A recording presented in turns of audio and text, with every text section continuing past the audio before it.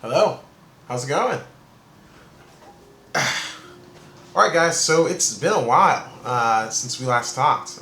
In the last video, to get you guys back up to speed, what happened was the body kit, for the most part, was mocked up on the car, and Curie Garage wanted to have a talk because they were worried about the amount of panel gap that they saw. They felt that because they wanted to get the fitment perfect, that the panel gap should get fixed first and then be brought back to us. Checho, the body shop guy, was like, don't worry about it. Panel gap's gonna be gone. Have them fit the wheels to fit what's there, and I'll adjust anything, as necessary.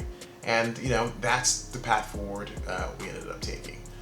So what's been going on since then? There's been a lot of movement, right? The wheels have suspension set up. It's not quite yet done, but we're pretty much 80% of the way there. So here we have a video where it kind of shows you how the air suspension tank is going to look at the back of the Spider behind the seats. Originally the plan was going to be to keep the doors there, so those doors would kind of act as additional sound deadening, and then remove the doors whenever everyone wanted to show off the setup. However, as the build progressed, we ran into a problem, and the door would not close because of the management. The management wouldn't allow the doors to close because it was just a little too thick. So the options that we had here was to remove the management so that it was kind of hidden below that panel, or go with an older traditional setup that isn't quite as showy but is clean. I did not want to. After seeing, you guys saw this video. You guys see how good this looks. After seeing this, I could not give up on this dream. So I decided that we're just gonna delete the doors. I wanted to keep everything super symmetrical. I wanted to keep things looking great.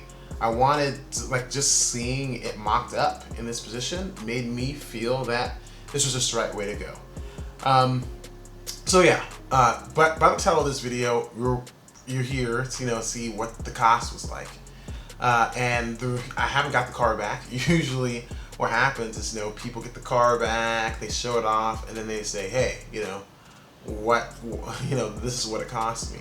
The reason that we're talking about the cost now is because it's pretty much set, and I kind of think it's the most jarring and surprising thing that's happened in between the last videos, because I've never been so far off on an estimate before. And part of it is my fault. I did not ask as many questions as I should have with the first estimate.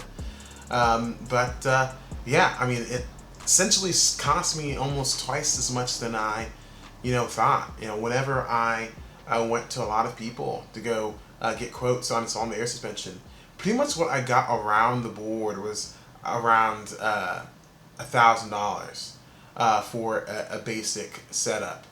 And even with the other option, who I think was premium, he said $1,100 or $1,200 dollars in labor in what I wanted to do with the custom trunk setup. And Kia Garage told me $1,300.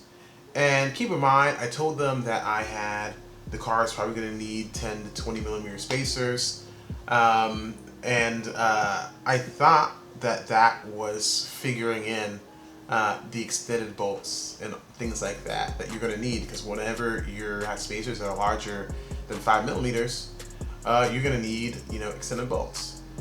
But it appears like that $1,300 did not include the custom trunk setup that I wanted, which is odd, because my understanding was that should be included in the labor, $1,300. I thought plus materials, but on the bill it said $1,300 just for the labor, and then it said custom trunk setup, an additional $500.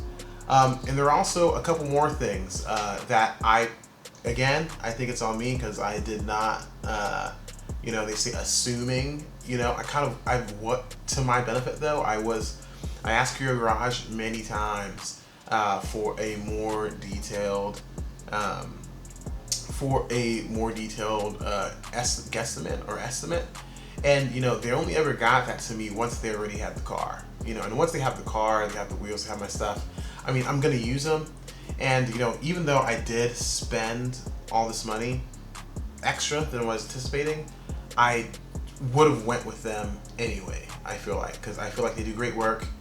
It was a little surprising for my budgeting reasons that it was almost twice as expensive, but we'll get there. So let's walk through some of the other things that added to the cost that I did not quite foresee. So I did tell you about the $1,300 for the labor, all right, that they gave me, and then the $500 on top of that for the custom trunk setup.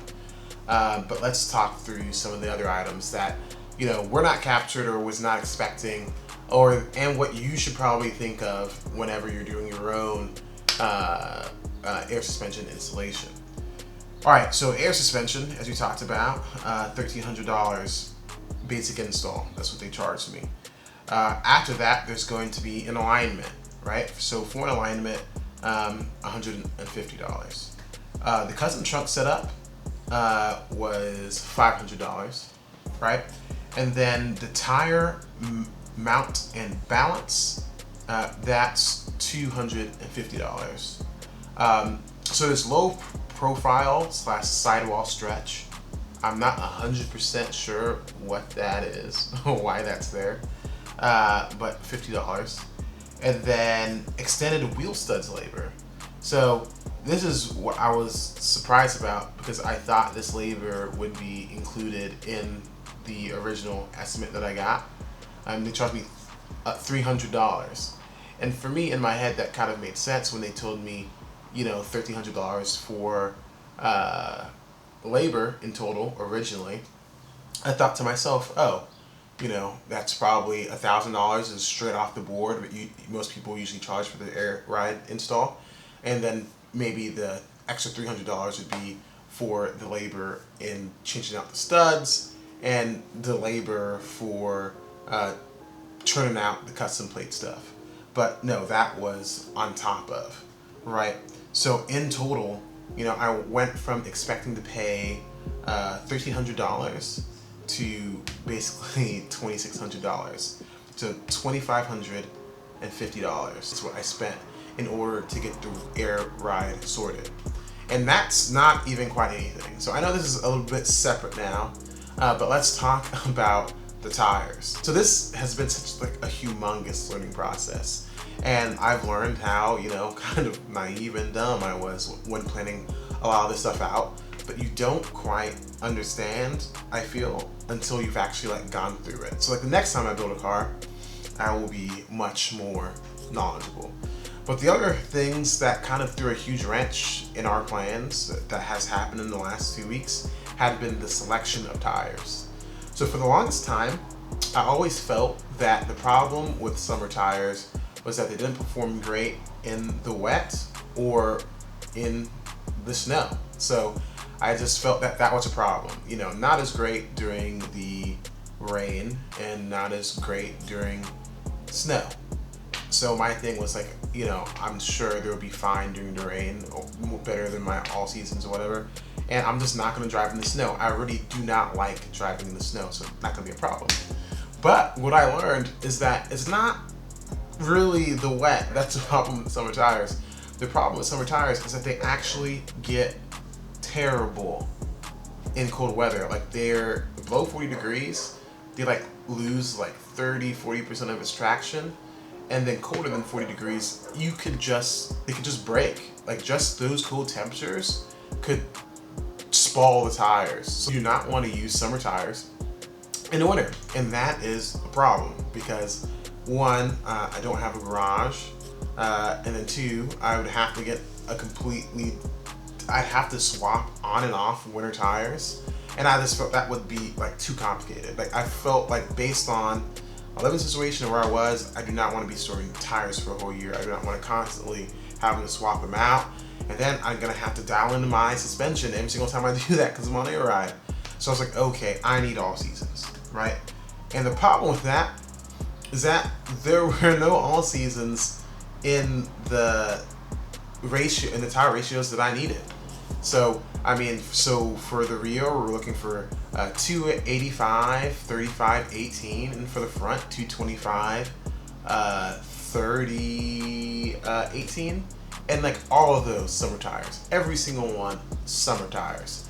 So we have a problem. So I start hunting and looking for all types of how can I get something close enough to that in all seasons, and they pretty much did not exist at those recommended settings, at those recommended dimensions.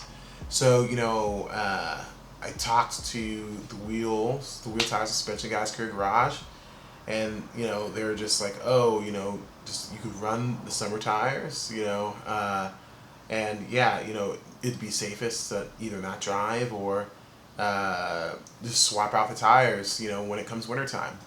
And I just did not want to do that. This car is somewhat my daily driver, and I don't want to add that layer of impracticalities to the car. I just want to have one set of wheels on it all year round and not fucking worry about it. So what we decided to do is, I said, all right, what is going to work, right? Like, so we can't get the exact dimensions. What is going to work? What can we make work? And I was even willing to say, all right, we're going to sell my wheels, my work wheels, and I'm going to step down to 17s, 18 17s. That would give me a bigger range of play on what tires could go in there, because I want to have all seasons. They didn't think it was necessary to, step down the wheels and sell the wheels and order new wheels. But so we decided to go with 265, 35, 18, right? And in the fronts, 225, 40, 18. So that's quite a bit of difference than what was, recommended by Veilside. But with this gives us the ability to use all seasons, right? And the only all seasons that came close, like the only one, hopefully they don't get discontinued or whatever, or I'll be in trouble there, is the Michelin Pilot Sport AS4. So Michelin Pilot Sport All Seasons 4. And that's what I'm going to be running on Spider. That, the extended wheel studs, I had to get new sway bar end links, and I added compressor isolators, so that was something extra on me that I said that I wanted. So all that ended up being about $1,150. So, which kind of came in a little less than what I was expecting, what I wanted, because all seasons are a lot cheaper than a racing tires. So I guess we kind of saved money there. Yeah, I mean, it is a bit mind-boggling that I was so wrong on, or that I completely bottled or screwed the pooch when it came to how much it would cost to install air ride on my car. So the advice that I could give to you guys, if you guys are installing air ride in your car, is do you expect to need spacers, right? If you need spacers, you need extended studs. How much extra labor is going to cost for them to take out or install those extended studs? Because apparently it's a lot of work. The rigs have to come out. Like, there's a lot that goes into that. So don't just think that it's they're just going to plug and play everything and things are going to be fine. Also, if you are doing a custom setup, make sure you have an understanding of like what's included in their estimate, right? So they kind of had the $1,300 for labor for the install. I should not have assumed, I guess maybe I should not have assumed that the labor associated with the custom setup was what they gave, the number that they gave me. I assumed because they were about $300 more expensive than anyone else, that that's what it included. But I should have verified that this labor includes the labor associated with the custom setup. Because if it isn't, then just having the custom setup as a flat $500, I guess, which includes labor and materials. I think we have plywood back there that has now been wrapped in carpeting. So I'm not sure how much the carpeting costs. I don't know how much the plywood costs. But I mean, so if you have a custom setup, just make sure that the numbers that you're getting is a rough estimate for the custom setup. Oh yeah, sway bar end links. So apparently mine were going, and they weren't that expensive, like $50. But know that that's one layer of volatility that can go in your pricing. You might end up needing, sway bar end links or something like that. All right, so that deals with the cost of everything associated with my build, at least with the air suspension setup. I should be picking up the car next week. So it is Sunday now, the 27th. Hopefully I'll get this video out today. Worst case scenario, I'll get it out tomorrow. I'll be picking up the car on Tuesday or Wednesday, and then we will then bring it over to Pristine Auto.